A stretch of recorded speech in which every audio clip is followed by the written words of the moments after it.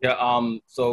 Basically, I spent my summer um, re-editing, reevaluating, and kind of relearning American history. You know, going all the way back to the first crossing of the first human to enter North America via the Bering Strait, when it was just a solid ice sheet. Charting their movement and going over the theories, because we're still not sure when the first migrations began and which routes they took. There are some theories that rest on them traveling via a a purely coastal route, sort of charting down the coast of Alaska through British Columbia, Washington, Oregon, California, and then sort of branching out when they got to modern day northern Mexico. And then there are some who hold the view that they traveled across basically northern Canada, and that there was a corridor, an ice-free corridor that they traveled into that allowed them to gain access to the headwaters to the Mississippi River around the Great Lakes area. You know, Hmm. so it's just been interesting to go through that. It's been interesting to go back and look at the sophistication of the pre-Columbian societies. You know, when we Hmm. look back at them, we find very sophisticated chiefdoms. It's it's we're still trying to break through old 19th century concepts. It's still a little difficult to get everybody to come on board and view them as states, as really organized states. They we tend to only view the Aztecs and the Mayans, the people of Mesoamerica, as living in states, and then Hmm. also the people of what we would now consider the Inca Empire as living in organized states. But you know, there's a groundswell to view the Mississippi states. You know, the mound builders, to view them as city states, and to view the pueblos, the ancestral pueblos, the old pueblos, the people who lived in really towns, to view them as living in city states.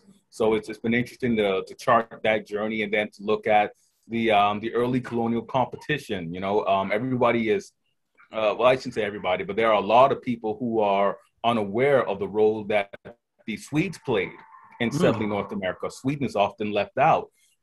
When you think of a city like Dover in Delaware, you know, that city was founded by the Swedes. You know, it goes back to the ancient, not the ancient, but the old colonial capital of New Sweden. And then you look at the role that the Dutch played. An interesting fact about early settlement in what we would now consider Massachusetts or the old Plymouth colony was that when the Puritans arrived, the natives ran out towards them with pelts on sticks, because a generation earlier the Dutch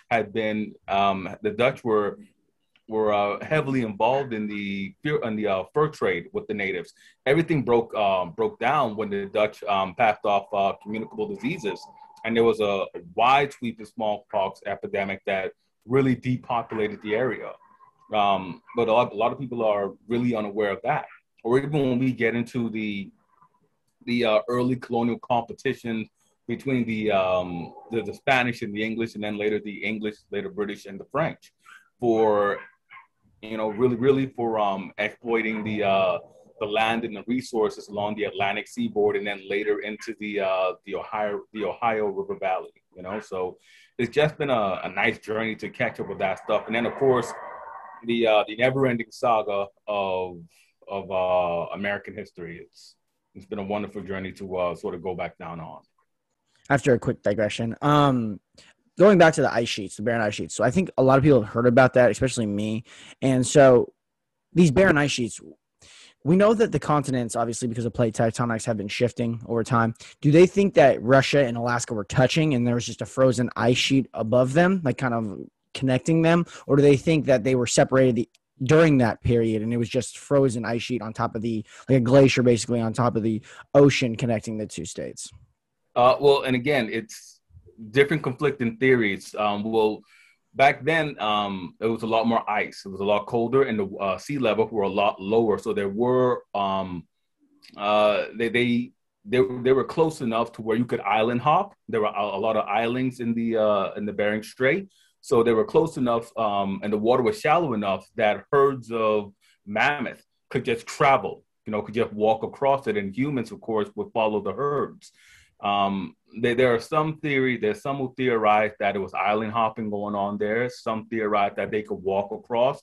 Some, and then this is still a prevalent view, with that there was an ice bridge. So you will be able to say that the forest stream of Siberia and the western stream of Alaska were connected via an ice bridge. You would still have the islands poking up above it, but you could essentially just walk across it, a solid sheet of ice. Yeah, it's crazy. And like, because what strikes me as really fascinating about human history is that, I mean, not only are they finding older humans like the Denisovans, they found them in Siberia, right? And obviously Neanderthals that everyone knows about, and modern humans, but they're also figuring out that like people originate from different areas. And we have had this theory. I don't know if you saw it, but there was something that said like they found a modern human in the United States or in the Americas that dates back like 10,000 years before they thought the first humans were here. And so it's fascinating because I feel like as technology gets better and as we get more advanced in how we do geology and how we do anthropology, it almost makes it seem like no matter what, the current state of how we think evolution occurred and how we think the travel of humans occurred, it must be different. Because to say that all modern humans, I don't know if this is the theory, but to say all modern humans came across from Asia, I feel like it's severely misguided. I feel like there had to be people originating in the Americas because it's such a large state, and because of the thing that we all evolved, and at one point Pangea existed and they were all connected. People must have migrated, or organisms must have migrated because of weather temperatures. So I feel like as we get more advanced, we're going to figure out more and more that people did originate here. It's just going to be interesting to see whether it's like another type of human like the Denisovan, or if it's an actual modern human. What do you think about that? Yeah, like you said, the more research we put into it, the better it's gonna become.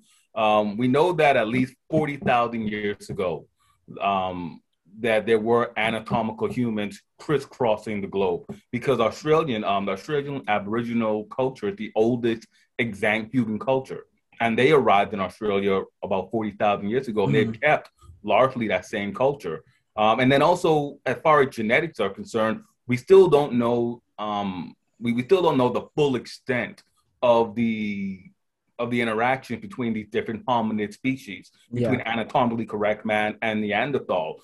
And this is something a lot of people, again, aren't really tracking, but there are still people, anatomically correct people, modern Homo sapiens, who carry Neanderthal DNA because there was interbreeding. Now, we're only tracking Neanderthal DNA. We don't know if any other early hominid species also intermixed with early man, but we do know that there's like isolated pockets from the Eastern Mediterranean all the way up into like central Western Europe, so there's a wide range of it, and it doesn't appear that there was just one group that, let's say, during the age of the Roman Empire, this one population simply spread out in different areas. It looks like at different points during the initial contact between Neanderthal and anatomically correct man, different small groups and stuff intermixed.